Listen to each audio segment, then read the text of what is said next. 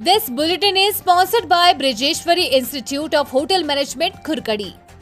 नमस्कार, रोजाना हिमाचल के खास बुलेटिन में आप सभी का बहुत बहुत स्वागत है। मैं हूं आपके साथ भावना रनौत। चलिए जानते हैं खबरें विस्तार से।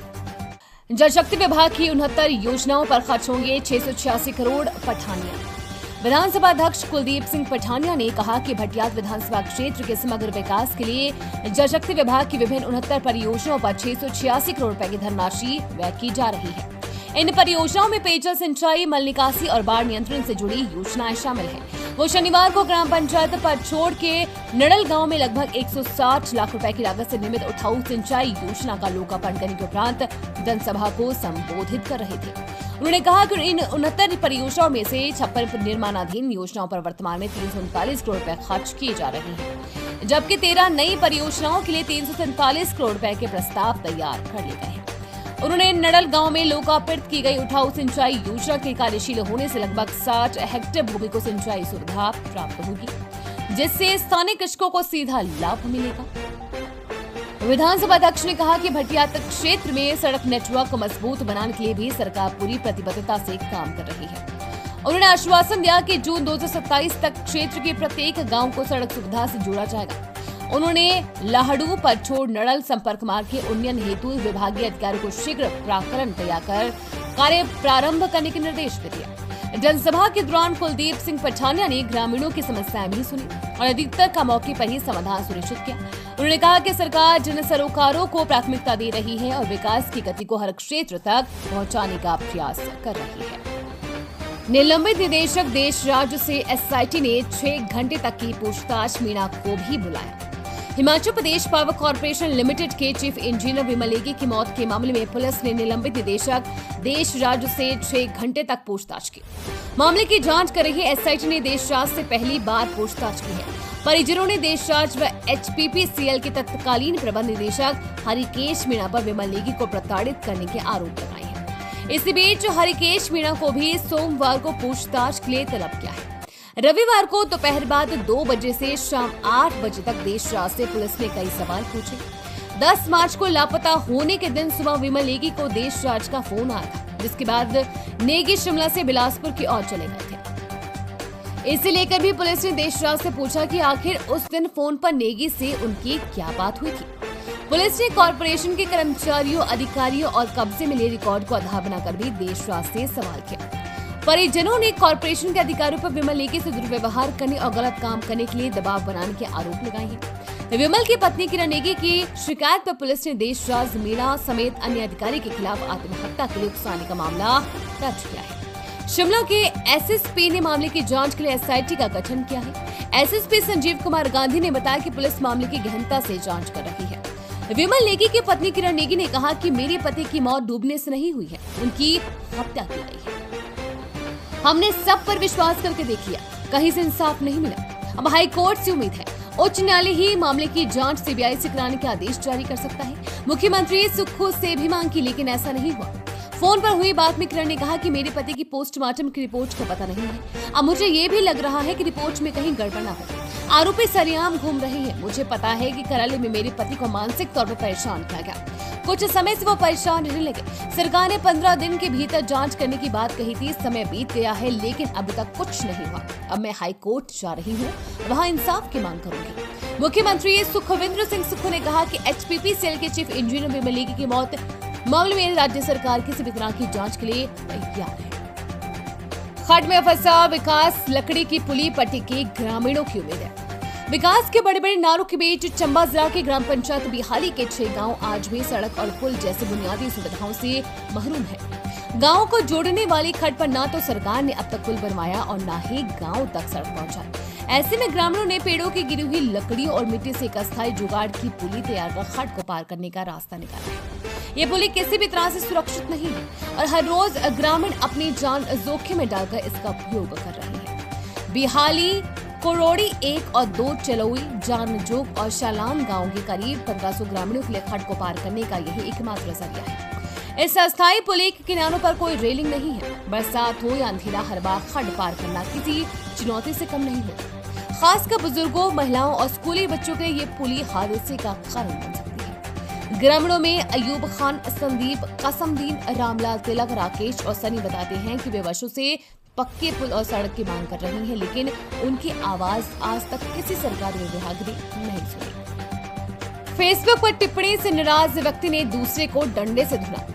फेसबुक पर की गई टिप्पणी को लेकर एक व्यक्ति ने दूसरे पर डंडे से हमला कर दिया। इससे वो गंभीर रूप से घायल हो गया। पीड़ित व्यक्ति की शिकायत पर पुलिस ने आरोपी के खिलाफ मामला दर्ज कर लिया है। जानकारी के अनुसार मुंडाई निवासी प्रकाश चंद शनिवार शाम तड़ोली में काम कर रहा था। इसी दौरान एक व्यक्ति वहां पहुंचा और उसे बिना किसी चेतावनी के डंडे से पीटना शुरू कर दिया। जब प्रकाश ने हमले की वजह पूछी तो आरोपी ने फेसबुक पर की गई टिप्पणी को इसका कारण बताया। हमले में घायल प्रकाश को तुरंत नागरिक अस्पताल किहार लाया गया, जहां प्राथमिक उपचार के बाद उसे चंबा मेडिकल कॉलेज रेफर कर दिया गया। मेडिकल जांच करने वाले डॉक्टर ने हड्डी रोग विशेषज्ञ से परीक्षण करवाने की सलाह दी। पुलिस मेडिकल रिपोर्ट का इंतजार कर रही है, जिसके आधार पर आगे की कार्रवाई की जाएगी। एसआई अनिल वाले ने बताया कि पीड़ित के बयान के आधार पर मामला दर्ज कर लिया गया है और आरोपी को जल्द ही पूछताछ के तरफ किया जाएगा। पुलिस अधीक्षक अभिषेक यादव ने कहा कि मामले की निष्पक्ष जांच की जा रही है और दोषी के खिलाफ कड़ी कार्रवाई की जाएगी। बिल न भरा तो ऑनलाइन कनेक्शन काट देगा स्मार्ट बिजली मीटर। बिजली बिल नहीं देने पर अब बिजली कनेक्शन काटने के लिए लाइनमैन को उपभोक्ता के घर जाने की आवश्यकता नहीं होगी। वहीं मीटर रीडिंग के रिकॉर्ड को दर्ज करने के लिए घर घर जाने की आवश्यकता नहीं होगी। बिजली बोर्ड की ओर से लगाए जाने वाले स्मार्ट मीटर में सॉफ्टवेयर जोड़ा गया है। स्मार्ट मीटर अपने आप कम्युनिकेट होते हैं। सॉफ्टवेयर स्वतः ही बिजली बिल अदा नहीं करने पर कनेक्शन काट देगा। जिला में अगले माह से स्मार्ट मीटर लगाने की कवायद शुरू करने और होने वाली है। स्मार्ट मीटर लगाने का टेंडर हो चुका है। इस कार्य को जल्द ही अवार्ड किया जाएगा।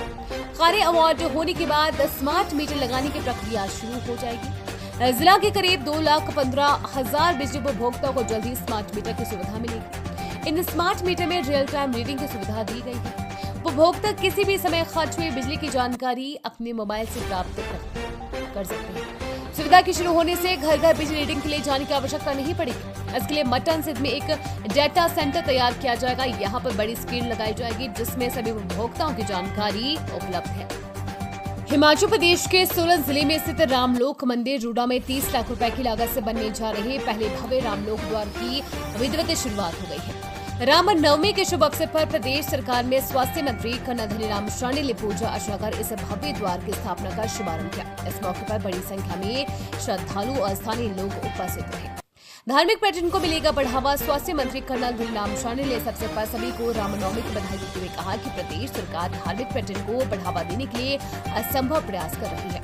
उन्होंने कहा कि प्रभु श्री राम केवल भारत ही नहीं बल्कि पूरी दुनिया के लिए आदर्श है और हम सभी को उनके दिखाए मार्ग पर चलना चाहिए। साथ ही उन्होंने युवाओं से नशे से दूर रहने की अपील भी की। शिमला में मुख्यमंत्री सुखविंदर सिंह सुक्खू ने इटजली भवन 2 का शिलान्यास किया। इस दौरान मुख्यमंत्री सुखविंदर सिंह सुक्खू ने विमल लेखी की मौत के मामले में भाजपा पर निशाना साधा। मुख्यमंत्री ने भाजपा पर इस मामले में राजनीतिक रोटियां सेकने का आरोप लगाया।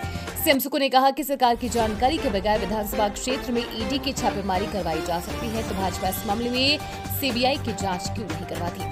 मुख्यमंत्री सुखविंदर सिंह सुक्खू ने कहा कि विमल लेखी की मौत के मामले में सरकार हर प्रकार की जांच के लिए तैयार है। किन परिस्थितियों और किन कारणों में उनकी मौत हुई, इसकी जांच की जा रही है। 2 रिपोर्ट सामने आई है। मुख्यमंत्री ने कहा कि भाजपा इस मामले में राजनीतिक रोटियां सेकने का काम कर रही है। मुख्यमंत्री ने कहा कि जांच एजेंसियां केंद्र सरकार के हाथ में है। सरकार की जानकारी के बगैर ईडी की छापेमारी उनके विधानसभा क्षेत्र में करवाई जा सकती है, तो इस मामले में सीबीआई की जांच क्यों नहीं। सलोगड़ा में बहुत जल्द शुरू होगा योग एवं शाखा एवं साप्ताहिक मिलन। बाहरी राज्यों से आने वालों पर होगी कार्यवाही। श्रीनिवास मूर्ति।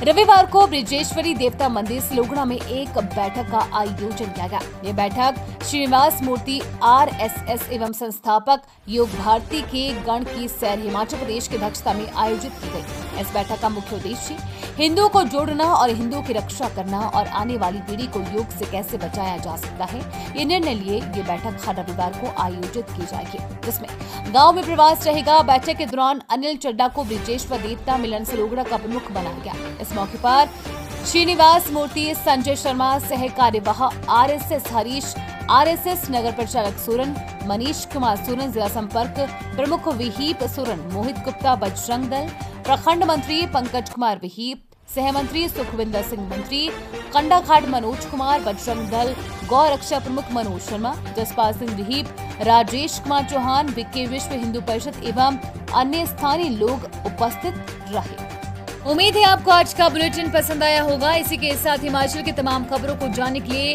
रोजाना हिमाचल के पेज को फॉलो, लाइक और सब्सक्राइब करना बिल्कुल ना भूलें। धन्यवाद।